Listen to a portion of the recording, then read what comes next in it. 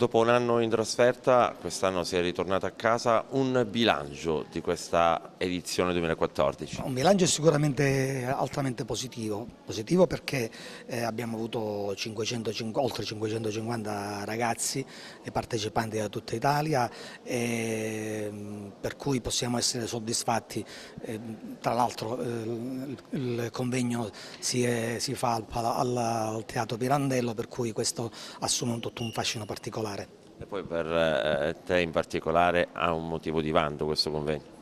Sicuramente una grande soddisfazione, perché mio padre aveva lavorato moltissimo per questo ritorno e il centro studi Pirandelliani era andato via da Agrigento a malincuore, però allora i convegnisti erano 750, il palazzo dei congressi non era agibile, per cui fu una decisione sofferta, per cui questo ritorno ci rende felici.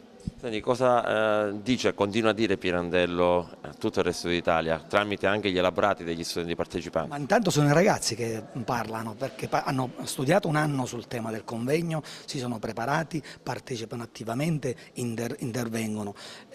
Noi ci prepariamo al 52esimo convegno, che è già pronto, dobbiamo soltanto annunciare la data e la sede dove si farà.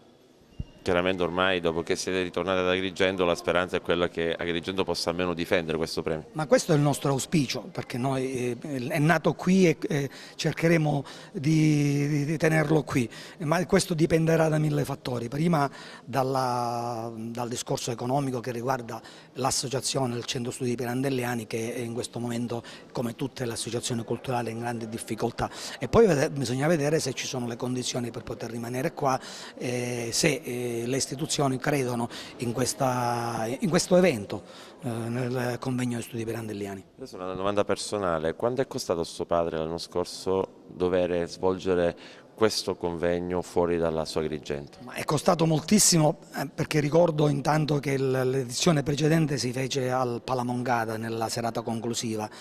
La chiusura del teatro del Palacongressi costò moltissimo, perché ci si rendeva conto che quella è una struttura che non può rimanere chiusa e che, tenendola ancora chiusa, andrà sempre di più a uno stato di degrado, per cui dover andare via da Agrigento è stata una grande sofferenza, e mi dispiace che lui non abbia potuto assistere a questo ritorno al quale ha lavorato moltissimo.